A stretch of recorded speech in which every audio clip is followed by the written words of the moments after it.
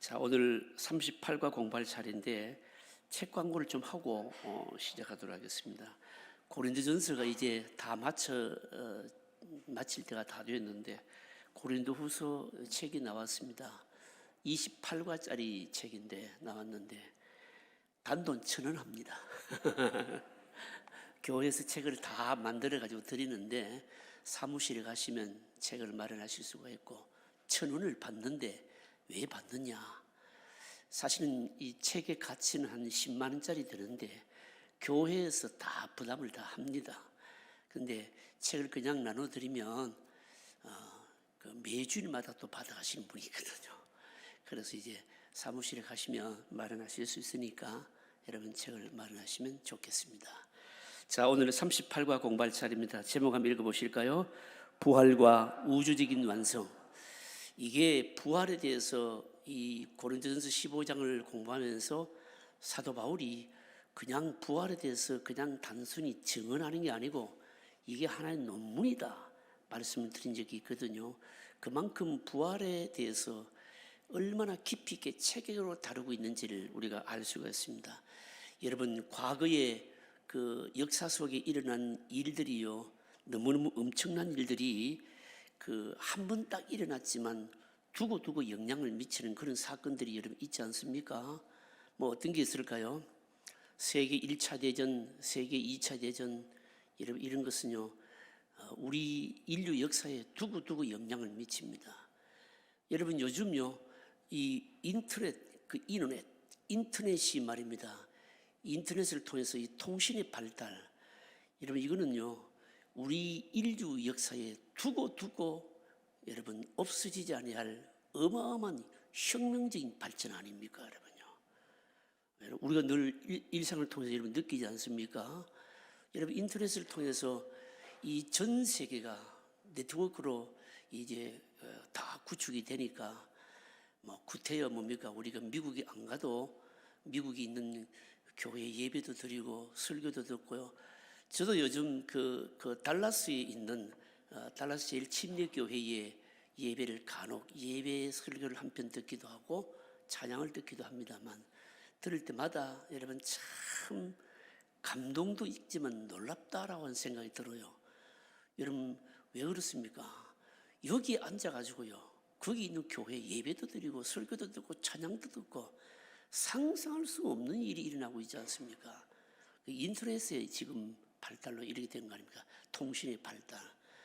지금 뭐 제일 지금 또 그 생명공학에서는, 유전자공학에서는 생명복제, 여러분 기의 이루어질 겁니다. 앞으로요.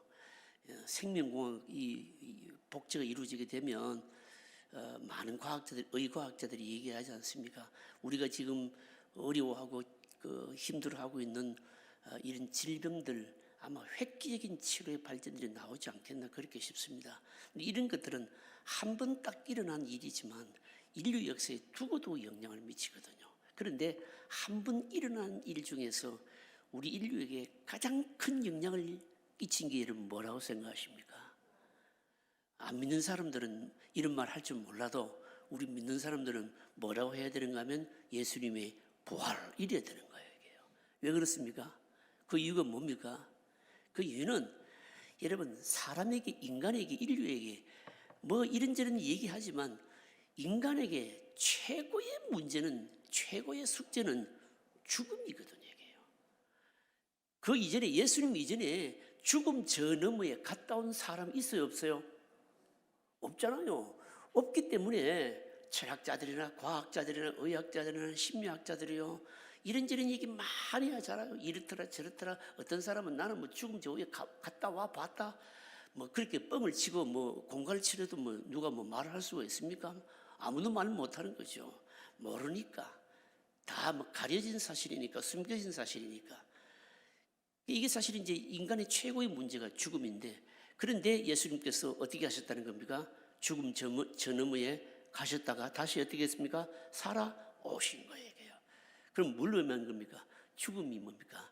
정복이 되었고 죽음에 대해서 설명할 수 있는 길이 열리게 된 겁니다. 그래서 예수님 안 믿는 사람들은, 믿음 없는 사람들은 이런 말들은 못하지만 단 한 번의 사건으로 인류 역사에 두고두고 영향을 미친 가장 획기적인 사건이 뭐냐 이렇게 물으면 믿는 사람들은 뭐라고 답해야 될까요? 예수 그리스도의 부활이다 라고 해야 된다는 겁니다. 그런데 이 부활이 말입니다, 어느 정도의 영향을 미쳤는가, 오늘 이 38강은 그 내용이거든요. 부활과 뭡니까? 제목이 뭡니까? 부활과 우주적인 완성. 근데 우리가 부활이라면요, 그냥 죽은 사람이 살아난다, 조금 더 나아가면은 나도 예수님 안에서, 믿음 안에서 예수님처럼 부활할 것이다, 이 정도로 믿을 수가 있는데 그 정도로는 아니라는 겁니다. 더 나아가야 된다는 겁니다. 우리가 예수 믿는 사람들이 예수님처럼 부활한다 이것만이 아니고 제목이 뭡니까? 우주적인 완성입니다. 우주적인 완성이라는 말은 부활이 우리의 삶의 이 체계에 미친 영향을 말하는데 사람에게만 아니고 모든 창조 세계, 피조 세계 전체, 우주 전체에 영향을 미친다. 바울이 지금 논증이거든요. 이거요. 공부를 한번 해보도록 하겠습니다. 돈만 한번 읽어보실까요? 같이 읽겠습니다. 인간이 뛰어넘을 수 없는 마지막 한계가 죽음입니다. 이 세상에서 일어난 그 모든 사건은 다 죽음의 한계 안에서 일어난 일들입니다. 하지만 예수님의 부활은 죽음의 한계 자체를 극복했다는 점에서 톰 뉴스인 것이 분명합니다.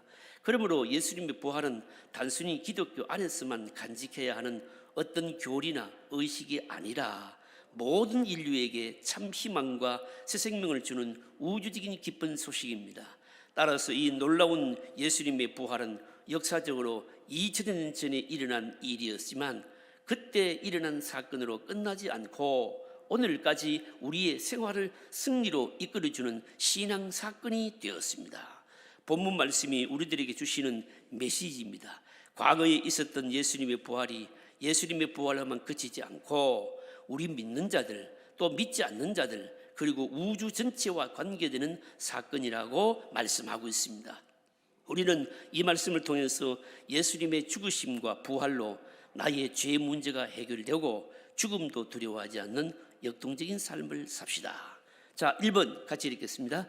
예수님의 부활은 믿는 자들과 어떤 관계가 있습니까? 자, 예수님의 부활이 일단 우리 첫째로 믿는 사람들에게 어떤 관계가 있느냐, 20절 읽어보실까요? 읽습니다. 그러나 이제 그리스도께서 죽은 자 가운데서 다시 살아나사 잠자는 자들의 첫 열매가 되셨도다. 여기서 중요한 말씀이 뭘까요?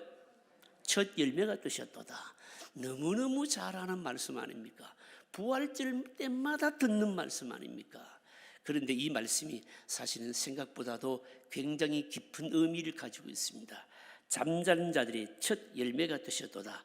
첫 열매라고 하는 이 의미는요, 두 가지 의미가 있는데 하나는 일반적인 의미이고 다른 하나는 제의적인 의미입니다.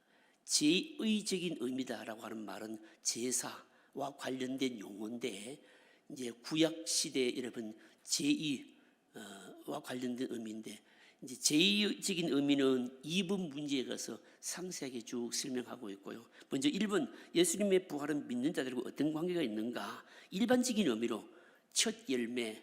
여러분 첫 열매는 뭔지 아시죠? 여러분 과일 나무를 처음에 심으면요, 나무가 열매가 과일이 바로 열립니까? 안 열립니까? 여러분 농사를 안 지으셔서 잘 모르시는 것 같은데 저는 어릴 때 농촌에 있어서 좀 알거든요. 초등학교 졸업할 때까지 제가 농촌에 있었거든요. 여러분 사과나무를 심으면요, 몇 년간은 사과가 안 열립니다. 몇 년이 지나고 나서 딱 사과가 열리기 시작하는데, 그런데 몇 년 동안 안 열리다가 몇 년이 지나고 나서 첫 해 사과가 딱 열리면 그 다음부터는 어떻습니까? 똑같은 열매가 계속 열리는 거예요. 그게 뭔가 하면 첫 열매입니다. 여러분요. 첫 열매. 나무에 과일이 안 열리다가 딱 열리면 뭡니까? 한 해는 이 사과나무를 심었는데 한 해는 사과나무가 열리고 그 다음에는 복숭아 열매, 이게 아니고 사과나무를 심었으면 사과가 딱 열리기 시작하면 그 다음 해부터는 계속 똑같은 열매가 계속 열리는데 그게 뭐라고요? 첫 열매라고 이 말입니다. 그럼 이 첫 열매의 여러분 개념이 뭘까요? 여러분요, 개념이 뭘까요? 예수 그리스도의 예수님의 부활도 우리 믿는 자들의 부활의 시작이다 이 뜻입니다. 다시 한 번 더요. 이 중요한 말이거든요.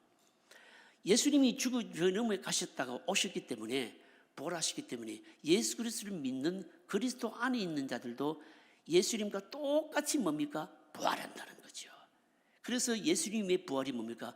우리들이 뭡니까? 첫 열매가 된다. 이 말은 바로 예수님의 부활이 우리의 부활이 뭡니까? 시작이다.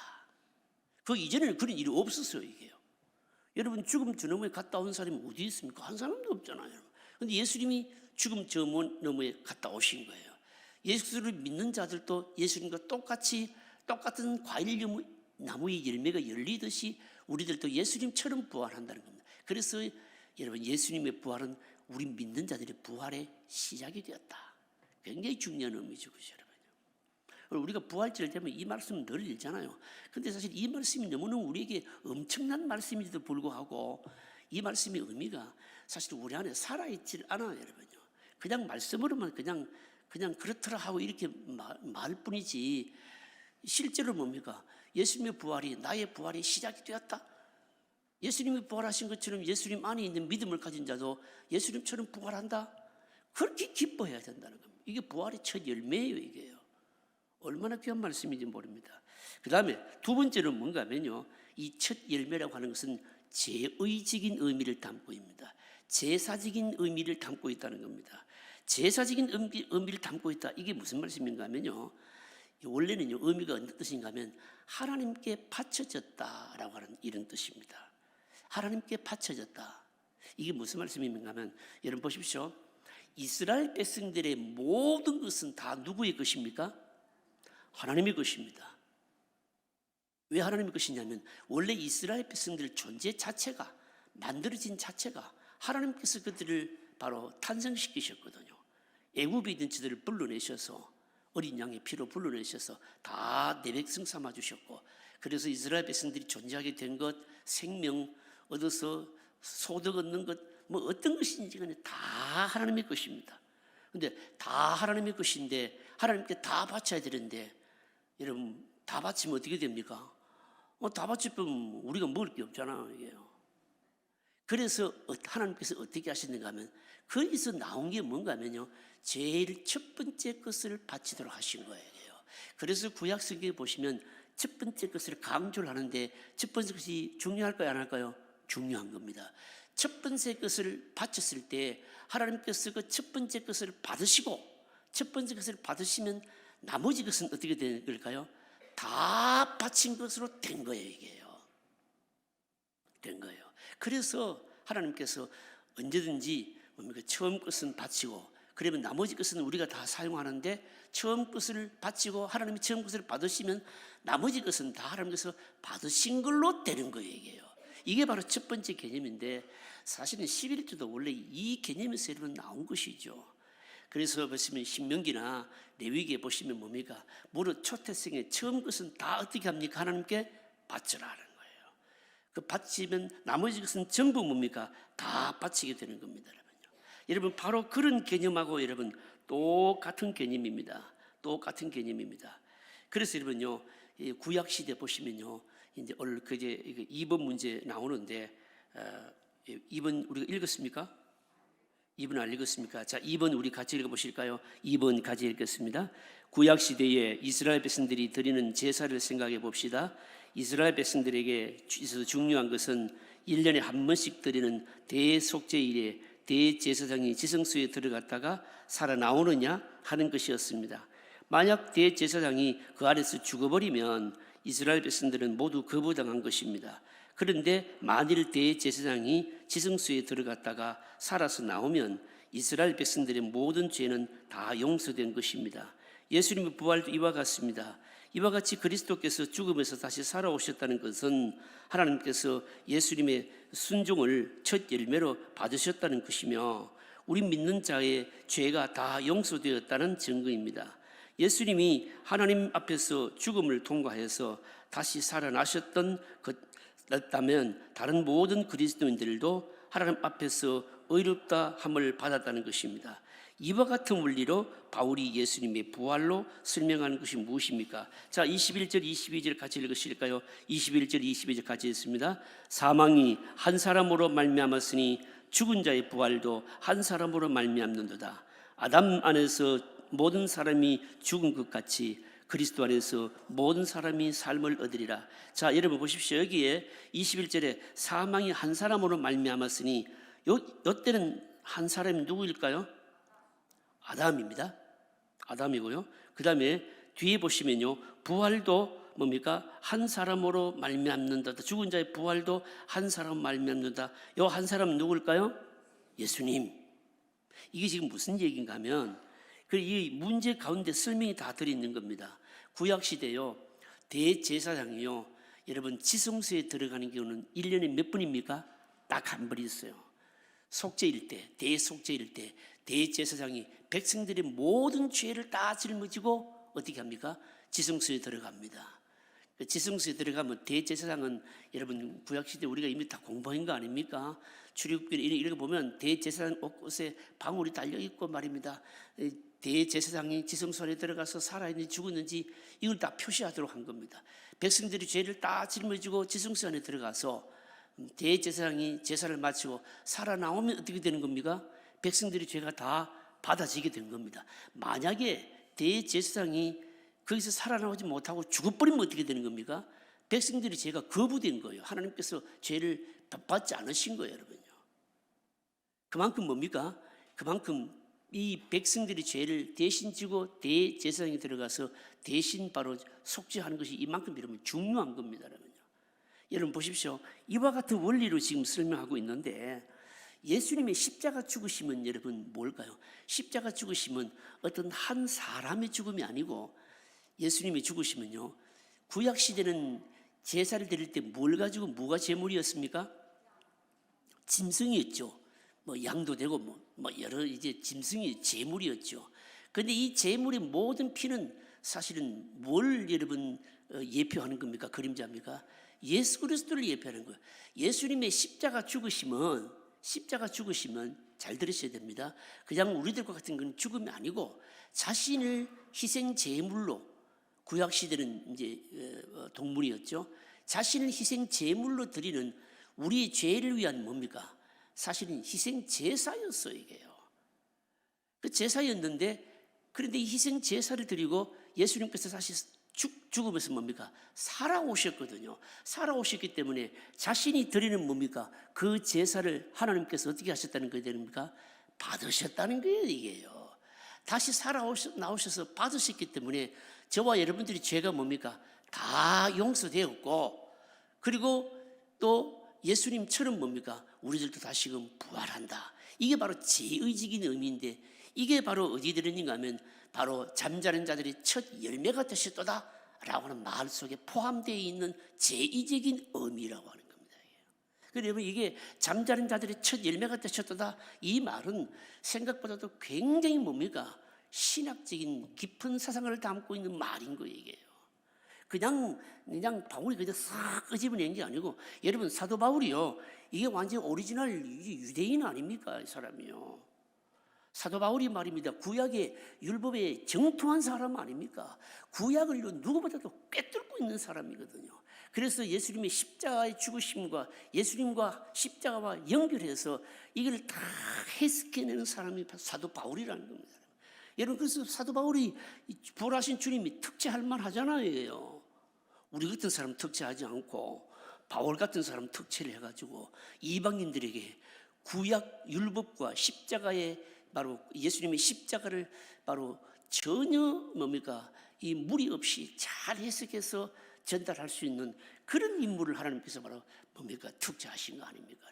여러분, 그래서 잠자는 자들이 첫 열매가 되셨도다, 이 말씀의 의미는요, 우리들도 예수님 안에서 예수님처럼 부활한다, 일반적인 의미이고, 두 번째는 뭔가 하면 예수님께서 우리 죄를 위해서 십자가에서 희생 제사를 드리심으로 그 제사를 하나님께서 받으셨기 때문에 우리 죄도 용서되었고, 그리고 제물로 드린 그 자신도 부활하셨기 때문에 우리도 그를 믿는 믿음 안에 자들도 예수님처럼 다시 부활한다. 이게 바로 첫 열매의 개념인 겁니다. 얼마나 여러분 우리의 부활이 여러분 보증이 확신합니까? 여러분요. 여러분, 그래서 우리는 어떻게 해야 될까요? 어떻게 해야 되는가 하면, 예수님이 하나님 앞에서 죽음을 통과하시고 다시 살아나셨다면 다른 모든 그리스도인들도 내가 의롭게 되는 것만이 아니고 내가 다시금 예수님처럼 살아난다. 이 부활을 확실하게 믿어야 된다는 겁니다. 아멘이신가요? 오늘 저녁만 믿을 게 아니고 죽기 전에도 말입니다. 이를 부들부들 갈고 그러지 말고 내가 천국 간다. 나는 다시 부활한다. 이 믿음으로 죽음도 두려워하지 않아야 되는 것이고요. 그럼 병으로 고생할 때, 어려움이 있을 때, 진짜 고난이 너무 심해서 죽고 싶을 때, 이럴 때 우리가 생각해야 될 게 뭡니까? 내 이 삶이 전부가 아니야. 나는 구원받은 하나님의 백성이야. 나는 천국 가. 그리고 나는 또 지금 같은 몸이 아닌 신령한 몸으로 부활해. 이러면서 이겨야 된다는 겁니다. 이게 뭘까요? 부활신앙이라는 거죠. 여러분, 이런 부활신앙이 저와 여러분들의 삶 속에서 실제적으로 구체화될 수 있기를 바랍니다. 여러분. 자, 3번 문제 여러분 같이 읽어보실까요? 자, 3번 같이 읽습니다. 아담만에 있다는 것과 아담만에서 태어난 자들의 특징이 무엇입니까? 자, 21절 22절 같이 읽으실까요? 같이 읽습니다. 사망이 한 사람으로 말미암았으니 죽은 자의 부활도 한 사람으로 말미암는도다. 아담 안에서 모든 사람이 죽은 것 같이 그리스도 안에서 모든 사람이 삶을 얻으리라. 질문이 뭔가 하면요, 아담 안에 있다는 것, 아담 안에서 태어난다는 특징이 도대체 뭐냐? 지금 이렇게 여러분 묻고 있거든요. 여러분, 아담 안에 있다라고 하는 게 이런 무슨 말일까요? 아담 안에 있다라고 하는 말은 무슨 말인가 하면, 이거는요 어떤 뜻인가 하면, 아담 안에 있다는 것은 여러분, 저와 여러분들 아담을 본 적이 있어요, 없어요? 없지요. 뭐 시간적인 거리도 그렇지만 성경이 우리에게 말씀하고 있지만 아담을 본 적이 있습니까? 아담이 선악과를 따먹는 걸 본 적이 있습니까?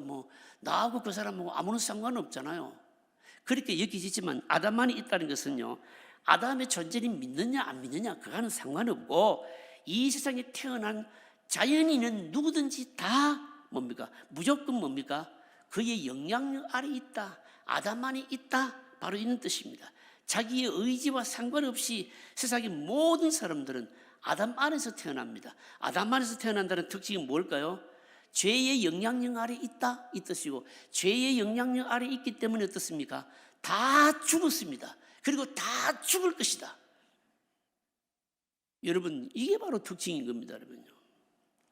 요즘 우리가 창세기 말씀을 듣고 있는데, 창세기 말씀을 여러분 어떻게 듣고 계시는지 모르겠지만, 요즘 제가 이 창세기 설교한다고 여러분 이 성경 말씀을 주석하고 캐내는 시간이 엄청 걸리거든요. 사실은 이번 주일에도 노아 홍수에 대해서 설교를 하는데, 이 같은 내용이에요. 이거요.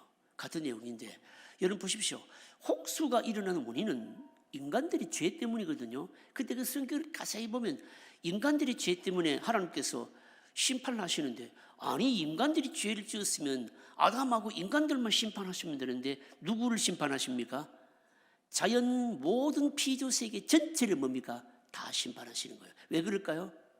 왜 그런가 하면 원래 하나님께서 아담과 맺은 생사의 언약 때문인 거예요. 하나님께서 아담과 맺은 언약이 뭡니까? 말씀에 순종하게 되었을 때 영생하는 것이죠. 그러나 말씀에 순종하지 아니할 때는 뭡니까? 반드시 죽으리라. 근데 그 죽는데 사람만 죽는 게 아니고 어떻게 죽는다고요? 자연 피조 만물, 짐승 모두가 다 죽게 되는 거예요. 이게 그 원리예요, 여러분요. 그 원리입니다. 그런데 하나님께서 어떻게 하신가 하면 방주를 준비해 주셔가지고 결국은 뭡니까? 방주 안에 있느냐 방주 밖에 있느냐 이거거든요. 이거는 오늘 신약으로 말하자면 그리스도 안에 있느냐 그리스도 밖에 있느냐, 이번 주일에 설교를 합니다. 소속이 어디 있냐 이게 중요한 거거든요. 여러분, 이 세상에 태어난 모든 사람들은 자연적으로는 나는 아담 모르는데요. 여러분 전도해 보세요. 참 사람은 태어나면 모두가 죄인입니다. 그러면요 막 그냥 버럭 화를 내잖아요. 내가 왜 죄인이냐고, 남의 걸 훔쳤느냐, 내가 무슨 악한 짓을 했느냐. 이런 그런 사람들은 여러분요 아담 안에서 태어난 데는 원리를 모르는 거예요. 이 사람들은 죄를 무슨 개념으로 봅니까? 살아가면서 그냥 행위죄의 개념을 생각하는 것이죠. 성경이 문제 삼고 있는 것은 뭐냐면 이런 행위죄가 문제가 아니고, 사람은 태어나면은 모두가 다 자신의 의지와 상관없이 아담의 죄의 영향력 아래 태어난다. 그래서 다 뭡니까? 다 죄인인 것이요. 이게요. 이 원죄를 말씀하는 것이거든요. 이게요. 아담 안에 있다는 것은 뭡니까? 출생과 관계없이 의지와 관계없이 자녀는 모두가 다 죄의 영향 아래 있기 때문에 이제까지 죄의 영향 아래 있는 사람은 다 죽었고 앞으로도 뭡니까? 다 죽을 것이다. 이 말인 거 이게요. 여러분 그러면 그리스도 안에 있다라고 하는 의미는 여러분 뭘까요? 그리스도 안에 있다 이게 의미가 뭘까요? 그리스도 안에 있다. 그 성경이 말씀하고 있잖아요. 보시면요, 사망이 한 사람으로 말미암았는데 죽은 자의 부활도 한 사람으로 말미암느니라. 아담 안에서 모든 사람이 죽은 것 같이 그리스도 안에서 모든 사람이 삶을 얻으리라. 이렇게 말하고 있잖아요. 그리스도 안에 있다. 그리스도 안에 있다는 말은 무슨 말인가 하면 예수 그리스도를 믿고 거듭났다 이 뜻이죠, 여러분요. 예수 그리스도를 믿고 거듭났다라고 하는 것은 뭔가 하면 이거는 뭡니까? 죽음을 해결했다 이 뜻입니다, 여러분요. 여러분 여기서 나오는 용어가 뭔가 하면요, 조금 어려운 용어지만 바울서 시를 읽어보면, 바울서 시의 성경을 쭉 읽어보면 계속해서 우리나라 말로 나오는 게 그리스도 안에서 그리스도 안에서 그리스도 안에서 이게 수없이 나와요. 이게요. 이 그리스도 안에서라고 하는 이것은 헬라어 성경을 읽어보면요, 엔토 그리스도라고 하는 건데 데이티브 역격입니다. 주격, 우리 여러분 뭐 문법 공부하면 주격, 소유격 뭡니까? 뭐 역격, 목적격 뭐 이런 거 있잖아요. 이게 이제 아주 헬라 용어상 아주 독특하게 표현되어지는 바로 그 역격인데 수단을 나타내는 역격이에요. 그리스도 안에서 우리말로 그렇게 표현해 놓았는데 헬라 성경은 엔토 그리스도라고 되어 있는데, 그러니까 수단을 나타내는 역격인데 이게 무슨 말씀인가 하면, 여러분 보십시오. 예수님이 우리 죄를 위해서 죽으셨어요. 우리 죄 문제를 해결하시 죽으셨습니다. 그런데 여러분 우리는 실제는 죽었습니까? 안 죽었습니까? 안 죽었지요. 예수님이 십자가에서 내 죄를 위해서 죽으셨다는 것을 뭐 하는 겁니까? 믿지요. 믿으면은 나는 안 죽었는데 뭡니까? 내가 죽은 걸로 어떻게 한다는 거예요? 대신해 주시는 거예요. 이게 수단인 거예요. 수단을 나타내는 헬라어의 굉장히 특수한 용법 중에 하나인데 이게 역격을 나타내는, 수단을 나타내는 역격이에요. 그리스도 안에서라고 하면 내가 예수님이 내 죄를 위해서 죽으신 것을 내가 믿으면 내가 죄 때문에 죽은 것 같이 되어서 예수님으로 인해서 내가 다시 뭡니까? 살게 되는 것이에요. 예수 그리스도 안에서 산다는 말은 뭡니까? 예수님 그분 때문에 뭡니까? 예수님이 부활하신 것처럼 나도 뭐예요? 부활한다 이 뜻이에요, 이게요.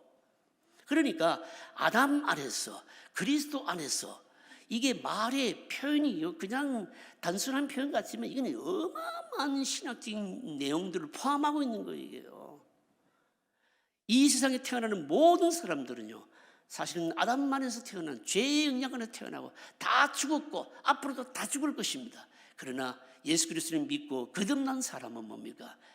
예수님이 내 죄를 위해서 죽으셨기 때문에 내가 안 죽어도 바로 예수님이 내 죄를 죄값을 치렀다는 것을 믿기 때문에 그 믿음으로 예수님으로 인해서 내가 다 구원 얻고 예수님이 사신 것처럼 산다는 거, 이게 뭐냐면 그리스도 안에서라고 하는 말이 바로 특징인 겁니다. 여러분 그렇다면 예수님의 부활이 여러분 우리의 삶에 어떤 영향을 미치게 되었을까요? 사실은 우리 인생관 전체를 여러분 다 바꾸는 거죠, 여러분요. 다 바꾸는 겁니다. 왜 우리의 예수님의 부활이 우리 인생관 전체를 다 바꿀까요? 왜 바꾸는가 하면 우리 인류의 바로 영원한 운명, 사실은 이 죽음이 사실은 최고의 문제인데, 이 죽음이 숙제였는데 인류의 최고의 바로 이 문제인 죽음의 문제를 해결해 버렸기 때문에 인생관 자체가 다 바뀐 거예요, 여러분. 여러분 세상에는요 다양한 인생관이 있습니다. 다양한 인생관이 있는데 이걸요 뭐 철학자들은 인생관이라고 말하기도 하고 역사학자들은요 역사관이라기도 많이 하고 그러잖아요. 여러분 불교에서 말하는 역사관은 뭡니까? 서클이잖아요. 원입니다. 이 윤회설이 돌고 돈다는 겁니다. 그래서 말입니다. 이 부산에 오니까 말입니다. 이게 보살 옷 입고 다니는 사람들이 특히 많아요. 이게 보살 옷 입고 다니는 사람들 좀 붙들고 좀 전도를 좀 해야 될 것 같아요. 그분들이 얘기 들어보면 왜 그렇게 절에 열심히 가느냐고 물으면 여기서 말입니다. 부처에게 열심히 갖다 바치고 공을 많이 쌓아야 내가 죽고 난 이후에 뭡니까? 완전히 달리 태어난다는 거. 이게 뭘까요? 윤회설이죠, 여러분요. 인생은 뭡니까? 돌고 돈다는, 맞아요, 틀립니까? 틀린 거죠, 여러분. 성경은 라인 히스토리예요, 이게요. 역사관이 뭡니까? 직선 역사관이에요. 여러분 뭡니까? 크리에이션, 창조가 처음이 분명히 있고요. 에스칼라지, 마지막 종말이 처음과 끝이 아주 분명합니다.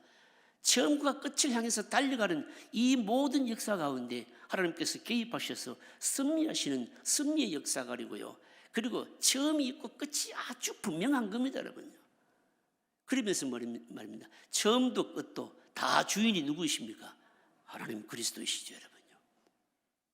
그런데 최고의 문제는 바로 이 죽음인데, 이 죽음의 문제만이도 하나님께서 주님이 부활하심을 해결하셨기 때문에 우리 인생관 자체는 뭐 유네스린이 뭐니 뭐 또 아니면 어떤 사람들이 죽으면 끝이다. 여러분 어떻게 죽으면 끝입니까, 여러분요? 여러분 육신의 삶은요, 여러분 뭐 기껏해야 뭐 100살 아니겠습니까, 여러분요? 100살까지는 자주 없어요. 아무리 뭐 100세 시대 그러더라도 뭐 그렇게 많지 않잖아요, 여러분. 돌아보면 굉장히 짧아요. 죽고 난 이후에 여러분 영원한 세계에 펼쳐지는데 어떻게 죽으면 여러분 끝입니까, 여러분? 사실은 이 땅에서 우리가 몸을 가지고 사는 것은 죽고 난 이후에 영원한 세계를 뭡니까? 영원한 세계에 대해서 준비하는 기간밖에 안 되는 거예요, 여러분요. 준비하는 기간밖에 안 되는 겁니다. 그래서 예수님의 부활은 뭡니까? 우리 인생관 전체를 다 바꾸게 된 거예요, 여러분요. 다 바꾸게 된 거예요. 바로 그런 문제입니다, 여러분. 자, 됐습니까? 그 다음에 4번 문제 한번 보실까요? 자, 4번 문제 같이 읽겠습니다. 예수님의 부활은 그냥 죽었다가 그대로 다시 살아나는 것이 아닙니다. 예수님은 죽음을 통과하시면서 변하셨습니다. 엄청나게 변하셨습니다. 부활하신 예수님은 문이 잠겼는데도 그대로 들어오셨습니다. 그리고 떡을 잡수시고 생선을 잡수셨습니다. 그리스도 안에 있는 자들도 종말에 이렇게 부활하여 변하게 될 것입니다.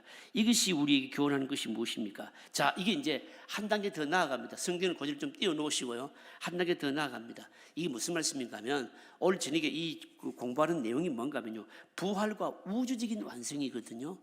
우주적인 완성인데 첫 번째는 예수님이 바로 잠자는 자들의 첫 열매가 되셨다. 우리의 부활의 시작이었다. 예수님을 믿는 믿음 안에 있는 자들은 예수님처럼 부활한다. 그런데 부활한다 그것만으로 바울은 끝내지 않고 부활한 이후에 우리의 모습을 이제는 또 설명하기 시작합니다. 어떻게 설명하는 것일까요? 자, 여러분 보십시다. 여러분 여기서 잠시 말씀드리면 우리가 복음서를 통해서 제가 이미 설교를 다 했거든요. 설교를 다 했는데 그냥 제가 설교를 막 푸잖아요, 이게요. 그래 놓으니까 또 이렇게 듣고 잊어버리실 수도 있고 한데, 여러분 예수님께서 부활하시고 제자들에게 오시고 하셨을 때 부활하시기 이전의 몸하고 부활하신 이후의 몸하고 같은 몸이었을까요? 다른 몸이었을까요? 다른 몸이었어요, 여러분요. 어떻게 알 수 있습니까? 예수님이 부활하시는데 예수님이 죽으시고 막 부활하셨다고 그러니까 제자들이요 두려워가지고 문을 꽁꽁 그릇 잠그고 숨어 있었잖아요, 그죠? 그런데 문연 소리도 없이 예수님께서 어떻게 하셨습니까? 부활하신 제자들 앞에 탁 나타났잖아요. 어떻게 나타나요? 어디 그래 나타나셨을까요? 예수님은요 부활하실 이후에 부활체는요 이전에 죽기 전에 몸을 가지고 계시던 그 몸이 아닙니다, 여러분요. 엠마오로 내려가는 두 제자들에게 예수님이 나타나셨는데 분명히 같이 동행하고 있었는데 제자들이 알았습니까? 몰랐습니까? 몰랐어요, 여러분요. 왜 몰랐을까요? 신령한 부활체거든요. 여러분, 우리들도 여러분 부활할 때요 그냥 예수님처럼 부활한다 그 정도만 알아서는 안 되는 거예요. 그 정도만 믿어서는 안 되는 거예요. 어떻게 믿으면 예수님처럼 신령한 몸으로 부활한다는 거예요. 그게 설명하는 게 이 제 말씀이거든요. 저 이제 빌립보서 3장 21절 같이 읽어보실까요? 같이 읽습니다. 그는 만물을 자기에게 복종하게 하실 수 있는 자의 역사로 우리의 낮은 몸을 자기의 영광의 몸의 형체와 같이 변하게 하시리라. 여러분 이 말씀을 들으면 너무너무 기뻐야 돼요. 이 말씀에서 중요한 말이 뭘까요? 낮은 몸, 그리고 또 하나는 뭔가요? 자기의 영광의 몸. 낮은 몸이 뭘까요? 낮은 몸? 낮은 몸은 뭐를 말할까요? 낮은 몸은 뭔가 하면 낮은 몸은 뭘까요? 죄로 말미암아 아담 안에서 저주받은 몸 아니겠습니까? 나이 먹으면요 지 아무리 막 꾸미고 치장해도 뭡니까? 그냥 그렇지요. 그냥 처지고 그런 거죠. 늙고 새하고 병들고 아프고 고통당하고 이런 거 아닌가 이게요. 오늘 제가 신방을 했는데요 연세 드신 80이 넘으신 어떤 권사님 신방을 했어요. 코로나 3년 동안 막 제한돼 가지고 뭐 교회 예배도 못 나오시고, 코로나 이후에 한 몇 번 교회 나오셨는데, 예배 나오셨는데 또 몸이 좋지 못하셔 가지고 못 나오셨어요. 그래서 얼마나 답답하겠나 싶어서 제가 신방을 갔거든요. 연세가 80이 훨씬 넘은 권사님인데 신방을 갔는데, 오늘 점심 식사를 같이 해서 점심 식사를 같이 했어요. 식사를 같이 했는데 이 권사님이 어제하고 오늘하고 얼마나 추웠습니까? 근데 이 추운데도 말입니다, 어저께 말입니다, 미장원에 가서 머리 하셨다 그러더라고요. 제가 그랬죠. 권사님 날씨 이리 추운데 머리 하셨어요. 목사님 오신다는데. 이러면서 제가 그 얘기를 듣고요, 그래가지고 아주 단장을 좀 아주 예쁘게 하셨더라고요, 보니까요. 여러분, 이게 사람 아니겠습니까? 여러분요, 연세가 드시면 여러분 어떨까요? 저도 요즘 사진 찍기 싫거든요, 여러분요. 여러분, 제가 우리 교회 온 지가 이제 올해 16년 접어들었는데, 저도 여러분들 아시다시피 제 올 때하고 지금하고는 완전히 허물어지고, 많이 안 그래도 보기 싫은데 더 보기 싫잖아요. 여러분, 어쩔 수 없는 겁니다, 여러분요. 그래서 요즘 제가 그런 생각 많이 들어요.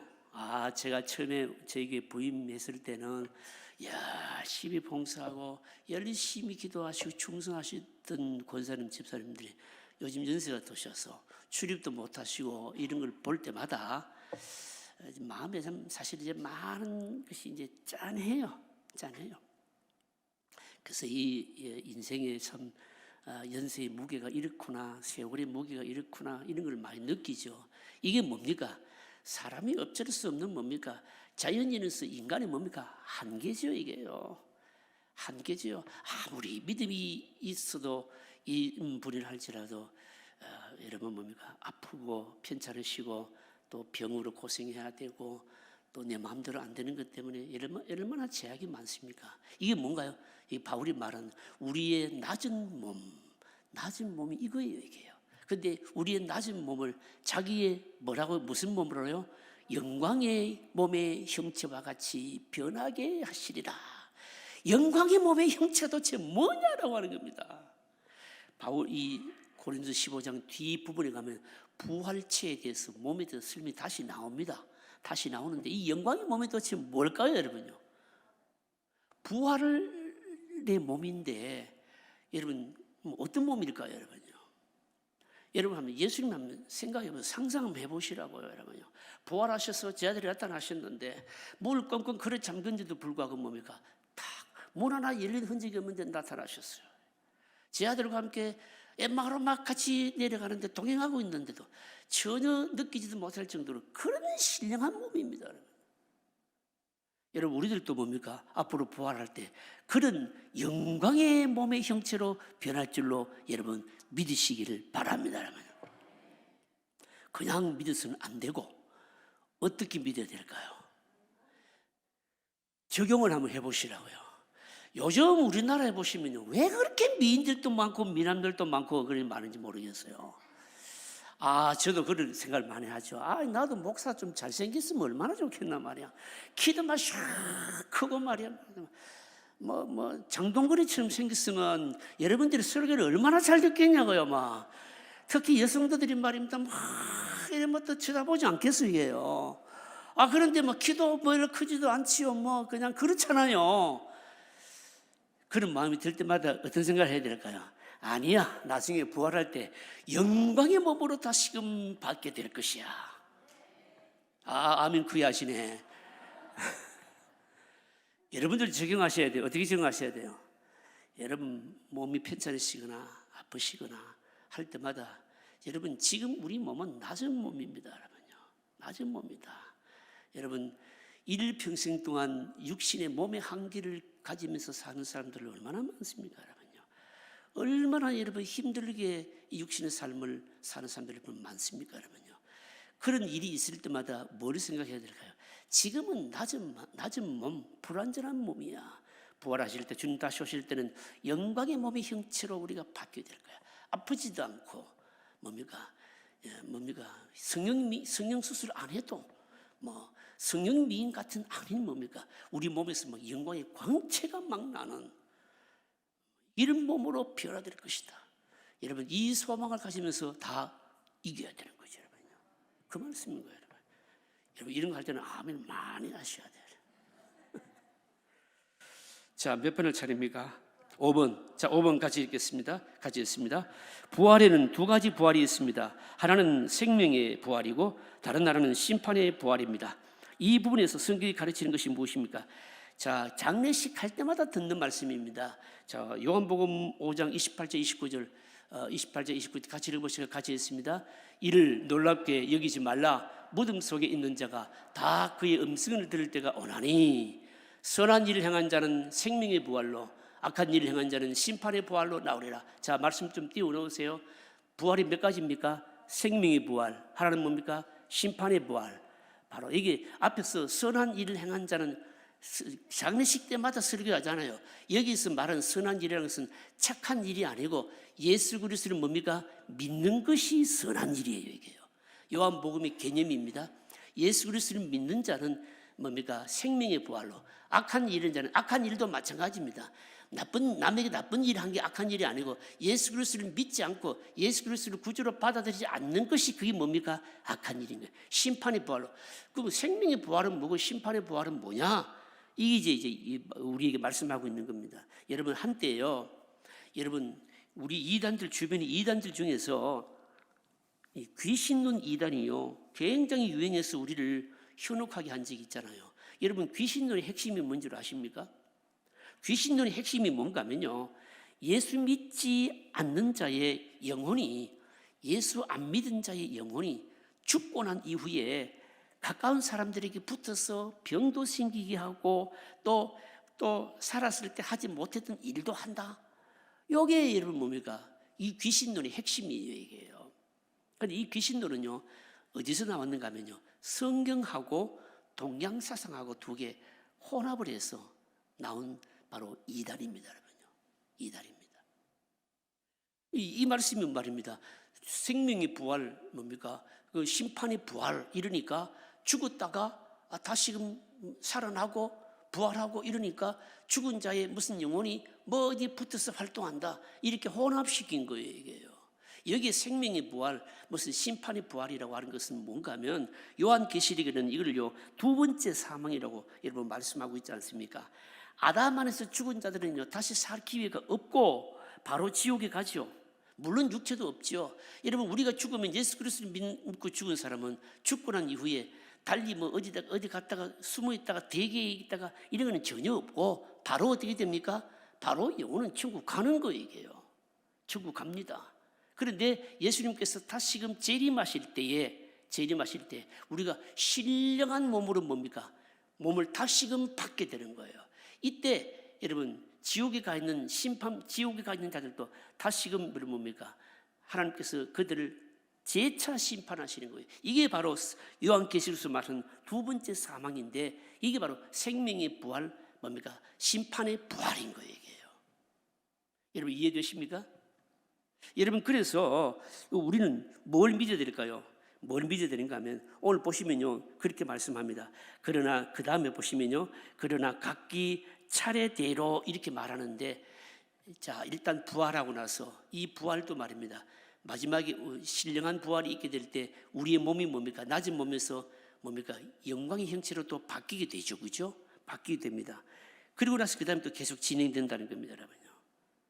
여러분 그런 의미에서 부활에는 두 가지가 있다. 뭡니까? 예수 그리스도 안에는 뭐 부활이 뭐 단계적으로 일어난다는 것이 아니라 이게 뭡니까? 이 죽음 지옥 간 사람들도 한 번으로 사실은 끝나는 것이 아니라 다시금 기회는 없는 거예요. 없는 건데 바로 신령한 천국 가 있는 자들이 다시금 뭡니까? 그 부활의 이 신령한 부활체를 받는 예수님 재림하실 때 그때 일어날 수 있는 일어난 부활을 지금 말씀하고 있는 겁니다. 오해하시면 안 됩니다. 잘 여러분 기억하시면 좋겠습니다. 자, 그 다음에 6번 문제 읽어보실까요? 6번 같이 읽습니다. 예수님의 부활은 사람에게만 영향을 미치는 것이 아닙니다. 예수님의 부활은 창조세계 전체에 영향을 미칩니다. 예수님의 부활과 우주와의 관계에 미치는 영향이 무엇입니까? 자, 이제 설명 들어갑니다. 보시면요, 이렇게 말씀합니다. 23절에 보시면, 그러나 각각 자기 차례대로 되리니 먼저는 첫 열매인 그리스도요, 그 다음에는 그가 강림하실 때 그리스도에 속한 자 우리들, 그 다음에는 또 사람에게만 부활로 끝나는 게 아니고 24절 25절 같이 읽으실까요? 그 후에는 마지막이니 그가 모든 통치와 모든 권세와 능력을 멸하시고 나라를 아버지 하나님께 바칠 때라 그가 모든 원수를 그 발 아래에 둘 때까지 반드시 왕노릇 하시리니. 어려운 말 나오죠. 이 24절 25절은 뭔 뜻인가 하면요, 사람에게 부활이 일어난 다음에 이 부활, 예수님의 부활은 창조세계 전체에 다 영향을 미친다, 이 뜻입니다. 여기서 창조세계에 영향을 다 미치는데 여기서 나오는 말이 보면요, 통치, 모든 권세, 능력을 멸하시고 이렇게 말하거든요. 여기 통치, 권세, 능력이라는 말은 다양한 뜻을 가지고 있는데 여기서는 그리스도를 대항하는 모든 세력들을 말합니다. 그리스도를 대항하는 모든 세력들을 어떻게 한다고요? 멸하신다. 멸하시고 그 다음에 뭐 한다고요? 바로 왕노릇한다. 나라를 아버지 하나님께 바칠 때라 그가 모든 원수를 그 발 아래 둘 때까지 반드시 왕노릇하시리니. 여기 왕노릇한다는 것은 무슨 말씀인가 하면 눈에 보이지 않는 바로 않게 악을 다 억제하신다라고 하는 뜻입니다. 믿는 자에게 영적인 힘을 주셔서 악과 싸워서 이기도록 하시는 군사적인 왕의 업무를 가진다. 무슨 말씀인가 하면요, 예수님의 부활은 그냥 사람만 부활하는 것이 아니라 악을 완전히 심판하시고 그때 사망은 완전히 힘을 잃어버리도록 하는 그런 능력을 다시금 우리에게 부여하는 것을 말하는 겁니다. 그러니까 예수님의 부활은 뭡니까? 우리 사람에게만 미치지 않고 악한 자들도 다 멸하시고 세력들도 악한 세력들도 다 굴복시키고 하신다 이 말입니다. 여러분, 옛날에는요, 요즘은 그런 게 없겠습니다만 고대에는요, 여러분 성경에 보시면 오늘 여기에 왕노릇 하시라는 말이 많이 나오잖아요. 왕노릇 하신다 이런 말이 지금 계속 나오고 있는데 그 옛날 성경에는 여러분 보시면요, 뭐라고 이제 표현되어 있는가 하면 보시면 뭐 그런 게 가끔 있을 겁니다. 옛날 성경에는 그 발등상되기까지라고 하는 표현이 나왔잖아요. 여러분 들으셨죠, 그죠? 이 발등상이 뭔가 하면요, 왕들은 왕의 이름의 상징이 뭡니까? 왕이 앉는 의자, 왕좌. 그리고 또 뭡니까? 왕의 권위를 상징하는 뭘까요? 왕의 이 왕권을 표시하는 홀이란 거 있지 않습니까? 그 다음에요, 이래 왕이 되면 이제 왕 통치권이 있다고 홀을 탁 가지고 왕의 자리에 딱 앉아서 왕의 자리에 탁 앉으면은 왕이 발을 탁 디디면 왕의 발 밑에 탁 뭐가 있는가 하면 그가 다스리는 나라의 뭡니까? 다스리는 나라의 지도가 탁 그려진데 그걸요 콱 밟고 있다고 얘기해요. 여러분 로마의 황제는요, 여러분 팍스 로마나 로마의 평화, 로마가 여러분 세계 전체를 다스릴 때 하더라도 수많은 나라를 지배하지 않았습니까? 근데 로마 황제의 발 밑에는요, 그가 다스리는 나라들을 뭡니까? 전부 다 그려진 것을 밟고 있었어요. 이게 뭔가 발등상이에요. 뭔 뜻인가 하면요, 자기가 왕이다, 왕노를 한다, 통치한다는 특징이 얘기예요. 예수님께서 부활하신 것은 말입니다, 그냥 단순히 자기만 부활하고 예수 믿는 자들 우리 몸만 부활하는 것이 아니라 실제로 사망이나 사탄이나 이 모든 것들을 예수님을 거역하고 하는 이런 모든 악한 세력들까지도 다 물리치셨고, 그리고 이 물리치신 이 권세와 능력을 누구에게 주셨을까요? 우리들에게도 주셨어. 그를 믿는 자들도 이런 권능을 행하시도록 하셨다 이런 뜻입니다. 그러니까 뭡니까? 예수님의 부활은 뭡니까? 단지 우리 죽은 자의 몸의 부활에만 그치는 것이 아니라 보이지 않는 악한 영들, 악한 세계 세력들에까지 뭡니까? 다 영향을 미치는 뭡니까? 부활이었다는 겁니다. 이해가 되십니까? 안 돼도 하셔야 돼요, 이해를. 왜냐하면 우리가 이 세상에 대해서, 악한 자들에 대해서, 악한 세력들에 대해서 여러분 우리가 호령을 할 수 있는 이유가 뭔가 하면 예수님이 실제로 그렇게 뭡니까? 부활하시고 그 권능으로 우리를 일으키시고 그 권세를 우리들에게 주셨기 때문인 거예요. 이걸요 좀 더 구체적으로 설명하고 있는 게 뭔가 하면, 구체적으로 설명하고 있는 것이 여러분 27절 28절입니다. 자, 7번 문제 읽어보실까요? 7번 같이 했습니다. 그러면 우주는 어떻게 되었는가? 자, 우주 어떻게 되었을까요? 27, 28절 같이 읽으실까요? 만물을 그의 발 아래 두셨다 하셨으니, 만물을 아래에 둔다 말씀하실 때 만물을 그의 아래에 두시니까 그 중에 들지 아니한 것이 분명하도다. 만물을 그에게 복종하게 하실 때에 이는 자신도 그때에 만물을 자기에게 복종하게 하신 이에게 복종하게 되리니 이는 하나님이 만유의 줄에서 만유 안에 계시려 하심이라. 이 무슨 말입니까 이게요? 이게 무슨 말이에요? 이해되십니까 안 됩니까 여러분? 뭐 어려워요 이게요. 이해가 잘 안 될 거예요 이게요. 이해가 잘 안 될 겁니다 여러분. 제가 헬라어 성경을 차근차근 읽어봤는데 헬라어 성경을 차근차근 읽어보니까, 자 여러분 보십시오. 제가 설명을 할게요. 이게 좀 뭐 어렵고 그 말 같고 같은데, 예수님은 우리와 같은 몸을 입고 오셨지만 사실은 피조물입니까 아닙니까? 피조물은 아니잖아요. 예수님은 여러분 우리와 같은 몸을 입고 오신 분이시지만 그분은 하나님이시고 피조물은 아닙니다. 피조물은 아니고요. 모든 피조 세계를 뭡니까? 사실은 주관하시는 분이시죠, 그렇죠? 주관하시는 분이십니다. 예수님이 죽음에서 부활하심으로 말미암아 모든 악한 세력들, 그리고 죽음의 세력들, 피조물 모든 것들을 다 뭡니까? 여러분 다스릴 수 있는 권한을 주셨잖아요. 제가 다시 조금만 설명할게요. 여러분 빌립보서에 보시면, 에베소서는 빌립보서에 보시면 예수님이요 부활하신 이전하고 부활하신 이후하고 뭡니까? 권세가 달라졌어요. 무슨 말씀인가 하면 예수님이 죽으시기 이전에도 하나님의 뭡니까? 아들. 죽으시고 난 이후에도 뭡니까? 하나님의 아들. 그런데 아들은 똑같은 아들인데 조금 달라요. 똑같은 아들인데 뭐가 다른가 하면요, 권세가 다른 거예요. 이게요. 권세가. 우리의 죄를 위해서 죽으시기 이전까지는 그냥 아들이셨어요. 여러분 쉽게 생각하면 됩니다. 쉽게 생각하면 여러분들의 가정에 자녀들이 다 있잖아요. 아이들이 어릴 때는 뭡니까? 어린 아이에게 여러분 상속권을 줍니까 안 줍니까? 안 주지요. 상속권을 주면 어떻게 됩니까? 상속권을 주게 되면 뭐 상속권, 재산권도 의미도 모르고 뭐 쓰지도 못하고 이러면 그럴 거 아닙니까?